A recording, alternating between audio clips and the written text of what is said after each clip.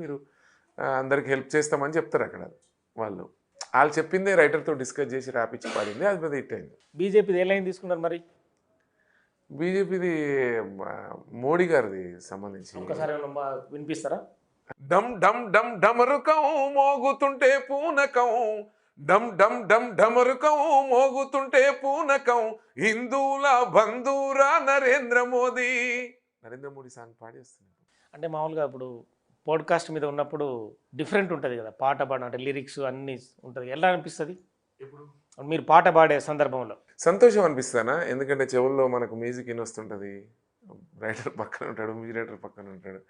ఇది ఒక్కొక్క లైన్ బాగా పాడాలని ప్రతి పాటకు నేను భయపడుతూ, ప్రతి పాట కొత్త పాట పాడాలంటే భయపడుతూ, అది క్లారిటీగా మ్యూజిక్ డైరెక్టర్కి నచ్చినట్టుగా, రైటర్కి నచ్చినట్టుగా పాడుతున్నా లేనని. వాళ్ళు ఎంత ఏజ్లో చిన్నవాళ్ళు అయినా కూడా వాళ్ళకి రెస్పెక్ట్గా భయపడుతూ ఆ పాట కంప్లీట్ చేయడం బాధ్యత తీసుకుంటాం. అంటే అది ఒక వృత్తి కాబట్టి మనం గౌరవిస్తూ అంతే అంతే అంతే వాళ్ళకి నచ్చినట్టుగా ట్యూన్ పాడడం, వాళ్ళని సాటిస్ఫై చేయాలి. ఫస్ట్ ప్రజలందరినీ సాటిస్ఫై చేసినట్టు రాసిన రైటర్ని, మ్యూజిక్ డైరెక్టర్ని సాటిస్ఫై చేయాలనే లక్ష్యంతో ముందుకు సాగుతాం. ఇప్పుడు జనసేన అధినేత పవన్ కళ్యాణ్ కూడా పాట పాడారు, అంటే ఆయన సినిమా హీరో.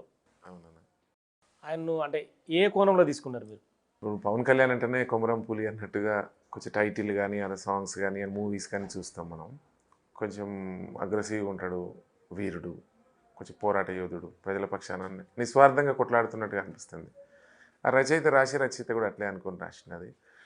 భగ భగ మండిన భగత్ సింగుర పవను, భగ భగ మండిన భగత్ సింగుర పవను, జనసేన జెండెత్తి ఊద జంగు సైరను. ఈ సాంగ్ కూడా చాలా బాగుంటుంది.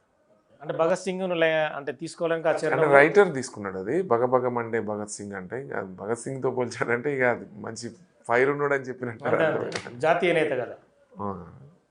అంటే ఇప్పుడు మీరు ఈ మధ్య దసరాలో కూడా పాడినట్టు. అవునన్నా, దసరా మూవీలో